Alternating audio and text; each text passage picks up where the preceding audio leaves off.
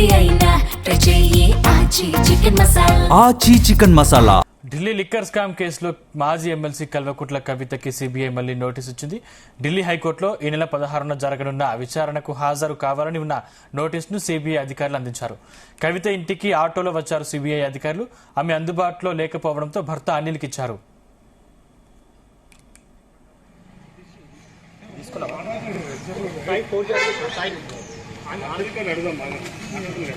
కష్టమైతే మాత్రం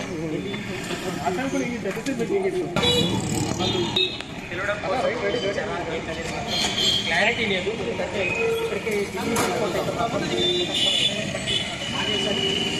ఢిల్లీ లిక్కర్ కేసులో మాజీ ముఖ్యమంత్రి కేజ్రీవాల్, కవిత, మనీష్ సిసోడియా సహా మొత్తం 23 మందికి రౌస్ అవెన్యూ కోర్టు ఇటీవల క్లీన్ చీట్ ఇచ్చింది. దీనిపై సిబిఐ ఢిల్లీ హైకోర్టులో సవాలు చేసింది. సిబిఐ తరపున సొలిసిటర్ జనరల్ తుషార్ మెహతా వాదనలు వినిపించారు. ఈ కేసులోనూ నిందితులకు హైకోర్టు నోటీసులు ఇవ్వగా వాటిని కవితకు అందించారు సిబిఐ అధికారులు. సిబిఐ నోటీసుపై కవిత స్పందించారు. తనకు నోటీసు వచ్చిందని లీగల్ టీంతో మాట్లాడిన తర్వాత ఏం చేయాలన్న దానిపై నిర్ణయం తీసుకుంటామని తెలిపింది.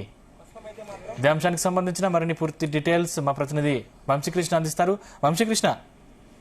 సందీప్, అటు కవితకు అటు ఢిల్లీ హైకోర్టు ద్వారా సిబిఐ సమాన్లను జారీ చేసింది ఇవాళ.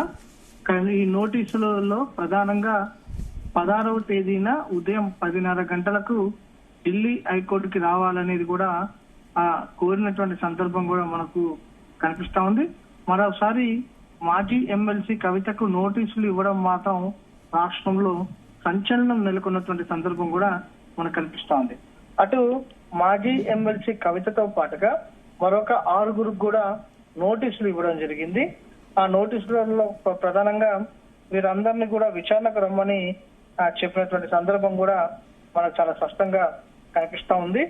దాంతో పాటుగా ఈ కేసుకు సంబంధించి రౌస్ అవెన్యూ కోర్టు కొట్టివేసినటువంటి నేపథ్యంలో సరైన సాక్ష్యాధారాలు ఆధారాలు లేవంటూ కొట్టివేసినటువంటి నేపథ్యంలో సిబిఐ అటు ఢిల్లీ హైకోర్టుని ఆశ్రయించినటువంటి విషయం మనకు తెలిసిందే. ఢిల్లీ హైకోర్టు ద్వారా నోటీసులను జారీ చేసినటువంటి సందర్భం కూడా మనం చూస్తా ఉన్నాము. ప్రధానంగా అటు జాగృతి అధ్యక్షురాలు ఈ అంశం పైన మాట్లాడుతూ ఖచ్చితంగా తాను విచారణకు సహకరిస్తానంటూ కూడా ఆమె చెప్పినటువంటి సందర్భం కూడా మనకు చాలా స్పష్టంగా కనిపిస్తా ఉంది. తనకు సంబంధించి అధికారులతో సహకరిస్తాను, దాంతో పాటుగా ఇప్పటికే రౌస్ అవెన్యూ కోర్టు ఈ కేసుని కొట్టివేసినటువంటి విషయం తెలిసిందే. దాంతో పాటుగా ఈ కేసుకు సంబంధించి ఏదైతే న్యాయం నా వైపు ఉంది అంటూ కూడా ఆమె స్పందించినటువంటి పరిస్థితి కూడా మనకు తెలిసిందే. ఈ విచారణ చేసినటువంటి అధికారిని కూడా రౌస్ అవెన్యూ కోర్టు విచారించమంది అంటూ కూడా ఆమె చేసినటువంటి వ్యాఖ్యలు కూడా మనకు చాలా స్పష్టంగా కనిపిస్తా ఉన్నాయి. గతంలోనే కవిత చెప్పినటువంటి పరిస్థితి కూడా మనం చూస్తా ఉన్నాము. తన పైన అనవసరంగా కేసు పెట్టారంటూ తాను కడిగిన ముచ్చల్లా బయటకు వస్తానంటూ కూడా ఆమె చేసినటువంటి వ్యాఖ్యలు కూడా మనం చూస్తా ఉన్నాము. ప్రధానంగా ఒకసారి ఆమె ఎక్స్ వేదికగా వ్యాఖ్యలు చూద్దాం. ఢిల్లీ ఎక్షన్ పాలసీ కేసులో చార్జెస్ ఫ్రేమ్ వేయడానికి కూడా రౌస్ అవెన్యూ కోర్టు నిరాకరిస్తూ కేసులు కొట్టేసిన విషయం మీ అందరికీ కూడా తెలిసిందే. కేసు కొట్టేయడంతో పాటు ఇన్వెస్టిగేషన్ ఆఫీసర్ను సైతం ఎంక్వైరీ చేయాలని సైతం రౌస్ అవెన్యూ కోర్టు కామెంట్ చేసినటువంటి విషయం మీ అవగాహనలో ఉన్నదంటే కూడా ఆమె ఎక్స్ వేదికగా తెలపడం జరిగింది. రౌస్ అవెన్యూ కోర్టు సిద్ధిపై సిబిఐ ఢిల్లీ హైకోర్టును ఆశ్రయించింది. ఈ కేసు విచారణ ఈ నెల 16న ఉన్నదన్న విషయాన్ని సిబిఐ అధికారులు స్వయంగా తెలియజేశారు.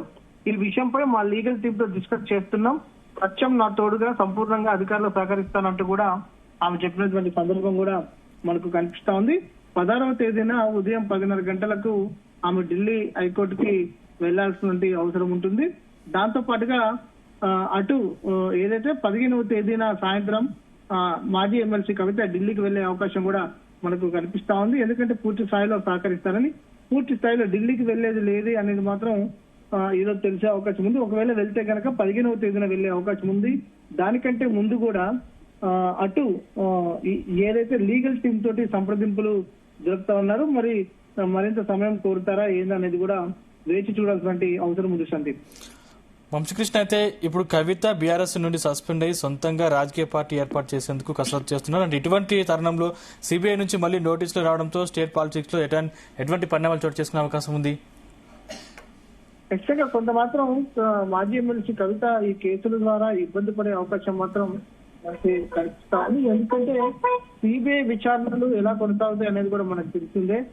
ప్రధానంగా రోజుల తరబడి కావచ్చు, దాంతో పాటుగా ఢిల్లీలో కావచ్చు, అటు ఇక్కడైనా సరే విచారణ అనేది కొనసాగిస్తూ ఉంటారు. పలు దఫాలుగా విచారణకు పిలుస్తూ ఉంటారు. కొత్తగా పార్టీని మేలో లాంచ్ చేయబోతున్నటువంటి నేపథ్యంలో ఇలాంటి సందర్భంలో కవితకు మరోసారి నోటీసులు రావడం మాత్రం కొంత ఇబ్బందికరంగానే ఉండే అవకాశం మాత్రం మనకు కనిపిస్తా ఉంది. దీనికి సంబంధించి కూడా తెలంగాణ జాగృతి కార్యకర్తలు కూడా ఆగ్రహం వ్యక్తం చేసినటువంటి సందర్భం కూడా మనకు కనిపిస్తా ఉంది. రాజకీయంగా ఇబ్బందులకు గురి చేయాలనే ఉద్దేశంతోనే తమ పైన ఇలాంటి నోటీసుల పేరుతోటి కూడా బీజేపీ ప్రయత్నం చేస్తుందంటూ కూడా తెలంగాణ జాగృతి కార్యకర్తలు మాట్లాడుతున్నటువంటి సందర్భం కూడా మనకు కనిపిస్తోంది.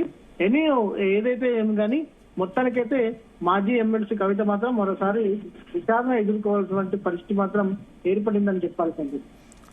Thank you Vamsi.